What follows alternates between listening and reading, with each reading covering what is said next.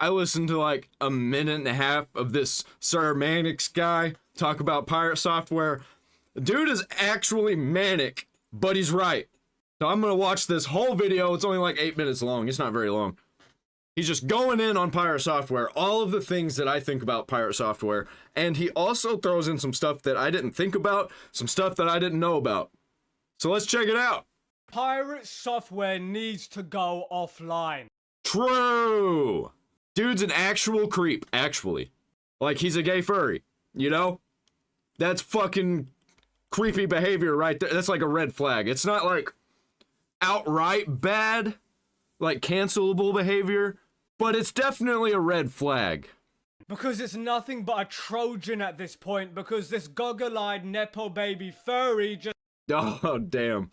can't help himself. Hit the like button and subscribe, baby. We're trying to get to 80k. Now, this sweaty grease ball thinks because his dad gave him a job as a QA tester at Blizzard that he has the ultimate word in gaming. Buddy, you need to go and finish your crappy low-effort game first. Because Yeah, that original video where he was talking about stop killing games, he introduced himself as an ex-Blizzard employee, right? So right off the bat, he was like, oh, I've got more experience than all of you. I know more about this than all of you, so you should listen to me, not this guy. And then he was completely fucking wrong about everything. What an idiot. the thing is, all of these Nepo baby kids have never actually had to, quote, survive. Because when you go through life like this fella, Yeah, his dad straight up just gave him a job. you are prone to what I call delusion. This Muppet is far from any kind of technical and know-how of anything of any substance. It's quite a wonder how he got this far, but by the way, did you know he worked at Blizzard? In case you What? I didn't know that. It's not like he said that like literally a million times. Trust me, guys, I worked at Blizzard. It's like the same thing as my dad worked at Nintendo. Like, nobody cares, man. That does not make you an expert on the gaming industry. It does not make you an expert on the consumerism in the gaming industry, because you are more a developer than you are a consumer.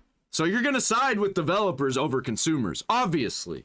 didn't know he worked at Blizzard. He's an industry plant if there ever was one. True. He comes with the genetic link to one of the most anti-consumer companies True. on the planet. He's literally built on anti-consumerism. I have to take a moment and say, you can take the man from Blizzard, but you can't take Blizzard from the man. Now, there's something oddly beautiful and ironic about a retard indie company creator named Pirate Software becoming the lapdog of a soulless AAA corporation. Yeah, he doesn't like stop killing games because that's going to make him accountable for all of the broken promises and shitty tactics that he implements. You literally can't give Steven Spielberg a script that good. Now, he even admitted to naming himself Pirate Software, so he'd be the first thing in the search results for people pirating things. He's against the movement in every way when you really think about it. Now, of course, this has nothing... Yeah, he is completely against the, if buying isn't owning, then piracy isn't stealing. Yeah, 100% against that. And if you're against that, in this day and age, with all these garbage companies just making everything worse, the enshittification is real, man. If you're against that, go fuck yourself. We don't need you here. Get out of the community. You're gonna be a laughingstock. You're gonna be a punching bag.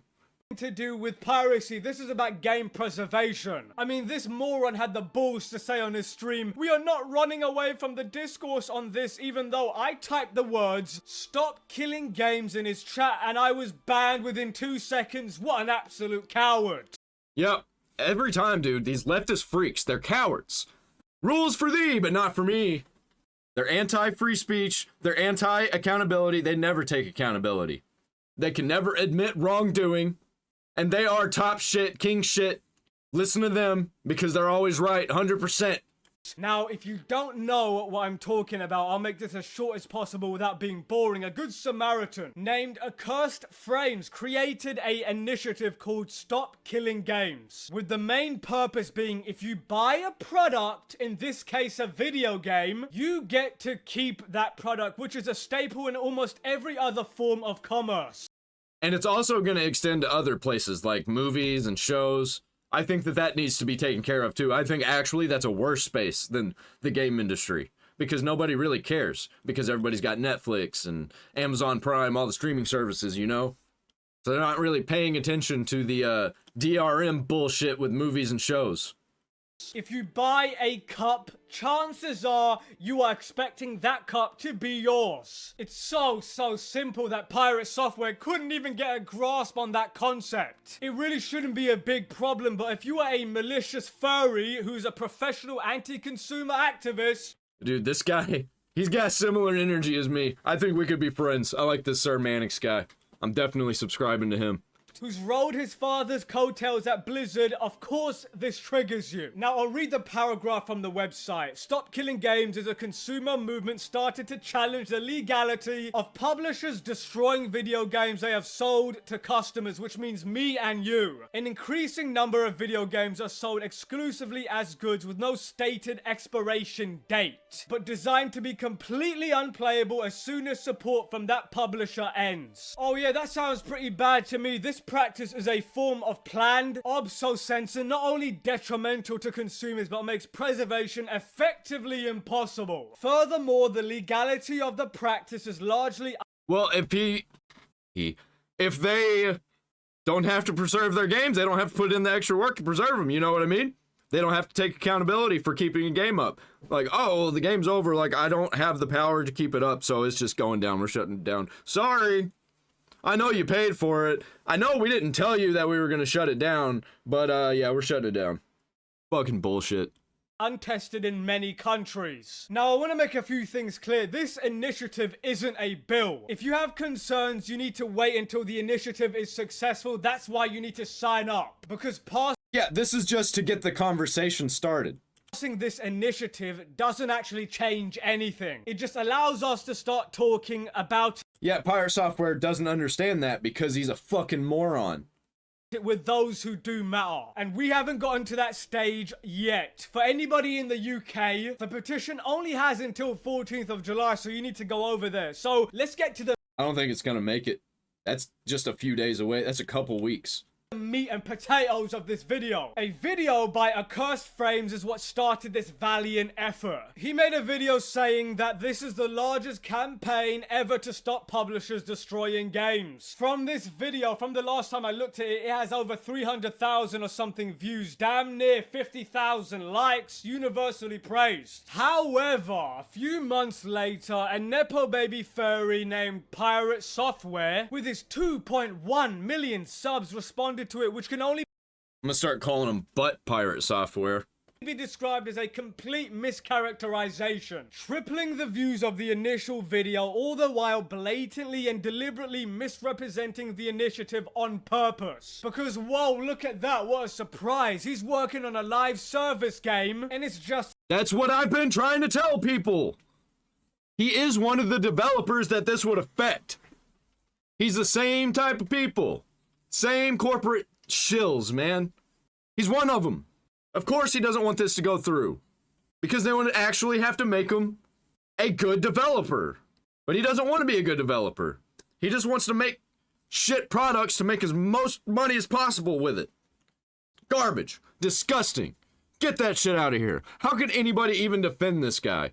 a conflict of interest, and he's also a scumbag. His True. video has 2 million more views. 99% of those people who watch this diabolical piece of content... Yeah, he said he was gonna actively tell people to not sign up for it. Fucking gross, man. After he misrepresents it, lies about it, triples down, quadruples down, even fought with huge names like Penguin Zero and Josh Strife Hayes. I'm about to react to that one right after this one. Along with the furries' mischaracterization and misinformation on the initiative. Therefore, thinking that the whole thing is a scam and never following up or thinking for themselves. Stifling any kind of progress, and this caused many journalists, politicians, and articles to run with his narrative. See, the thing is, Pirate Software is like a typical Redditor to me. He sits there with his stupid little glasses and he tries to... He's actually not a typical Redditor, he's a typical Discorder. I joined his Discord community. It's full of a bunch of gay furries. And if you're not exactly like them, they don't like you. You get forced out. I got forced out immediately. Everybody was piling on me. Just because I said I didn't like something that was happening in the Pirate Software community. And I'd been there for a couple weeks, man. Everybody was nice. Step out of line, an inch, they'll have your head. Every fucking time. I say it all the time.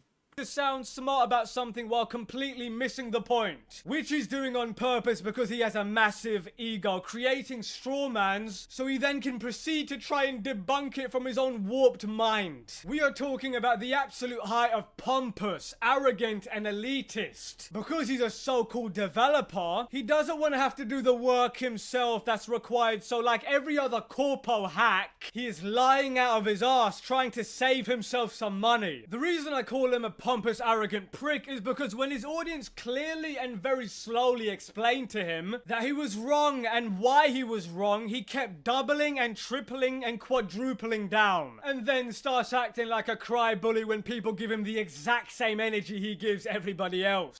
Fucking true, man. So true. They always do that. Every weirdo freak on the left. By the way, I keep saying this, talking about the left. I am also on the left. I'm just not one of these weirdo over-sexualized freaks. Now enough about me making fun of this clown. The reason why the initiative is very important is because, for example, Star Wars Galaxies was an MMO that was shut down in 2011. 14 years ago, and people are still playing it. How? Because the developers aren't greedy morons and they didn't destroy their own video game. They thought to themselves, let's do the right thing here and leave it for the people who bought the game. So if you go and play the game now, every single day there are servers popping up and it's still playable for anybody who owns it. See, this is what the initiative wants, I would think. It wants it for every single game out there. I mean, hell, just look at Unreal Tournament. That's a game that came out in 1999, 26 years ago. And it just got its latest patch on April 2025. I mean, think about that for a second. A 26-year-old game still gets updates and still has enough players because Epic Games gave the community the green light. I don't know what kind of furball would have an issue with that. I mean, unless you're But it's too hard. It's too hard. Give me a fucking break, man. If your game's not good enough, do something about it. Fix it. Oh, but you're gonna have to make it a single-player experience. Turn these multiplayer to single-player experience. We're gonna have to rework the math. Not fucking true. Literally, just hand the game over to the community. You don't even have to hand the source code to the community. Hand over whatever allows them connect to servers to the community. Just disconnect it from your servers and open that up to where they can just connect to third-party servers. Not hard. You gotta change some things. Sure. You gotta change some of the code. Sure. But it can be done. And if it can't, well, shit. You better. Trying to benefit yourself because you're baked into companies and games that this initiative would actively target. When you start to look closer into this whole thing, you realize that this initiative goes directly against what— By the way, I have no idea what the fuck I'm talking about when it comes to coding games. I just kind of like hear what other people are saying about it. Different ways that they can do these things. There's like a million different ways that somebody can make their game available online to everybody. Anybody who says that they can't do it, they're lazy fucking liars. They just want to cut corners, do as little work as possible to make the most money. What Pirate Software's investments are. This is why he's having an epic crash out, because it hurts his bottom dollar. Because True. apparently the idea that people just want to run their own servers on games they already bought without— Call of Duty, perfect example. Halo, World of Warcraft. being sued by the likes of EA and scumbags like Pirate Software is so incomprehensible to Mr. Pirate Software that he comes up with this nonsense, assuming developers still need to be involved. He comes up with the most weird, asinine rationalizations for going against this. Nope, you just gotta leave it in a playable state and hand it over to the community. Literally, all you gotta fucking do. My opinion is, if you're no longer supporting the game, then you need to set it free. Do not sue the ones who are trying to keep it alive without you. Yeah, Nintendo. There is no reason why single-player games with an online component should ever be unplayable if the servers go down. And when it Same with multiplayer, not even just single player. Same with multiplayer.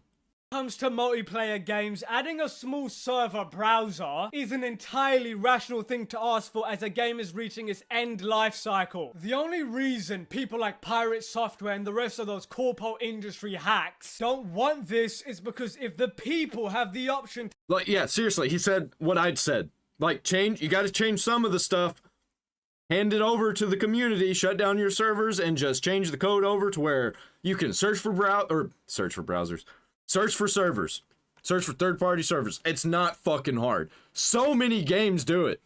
keep playing their old games, they are way less likely to buy whatever new slop that EA or Ubisoft drudge out. Nepo Baby Software is very much aware of that, and on that bombshell, let me know what you think in the comments. I actually think this is probably going to get way, way better.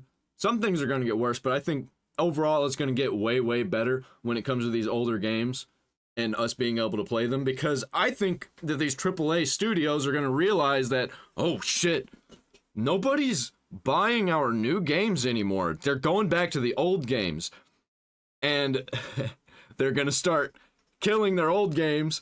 At first, this is how it's going to go. I'm making a prediction. They'll start killing their old games, start making them unplayable, removing them because too many people are playing them. They're not making enough money on their new games. If they remove their old games, then people will buy their new games, right? That's how that works, right? And then they'll just crash and burn. And then they won't be able to protect their IPs, and then people will just get the games themselves. They will crack the games themselves. You won't even have to do it. This whole drama has been pretty hilarious. I've never seen such a precipitous fall from grace that this guy has gotten. Mannix out. Pirates. I said this. I said that he was going to crash and burn eventually. Probably soon. I think it was like a year ago when I made a video about Pirate Software, and I said that, man, this guy is kind of a garbage piece of shit, and I don't think he's going to be around much longer on the internet. I hope he's around, like, living real life. Like, I don't want him to be dead or anything, obviously. I don't even want him to leave the internet. I just want him to admit that he's wrong. He's doing this to himself, man. Like, why? Narcissism? Makes no fucking sense. If you're trying to protect yourself, you know, you'd think that you would, like, even if you don't think that you're wrong, you'd think that he would just lie about it and be like, well, guys, yeah, I am wrong. Go sign up for Stop Killing Games. But no, he's not doing that.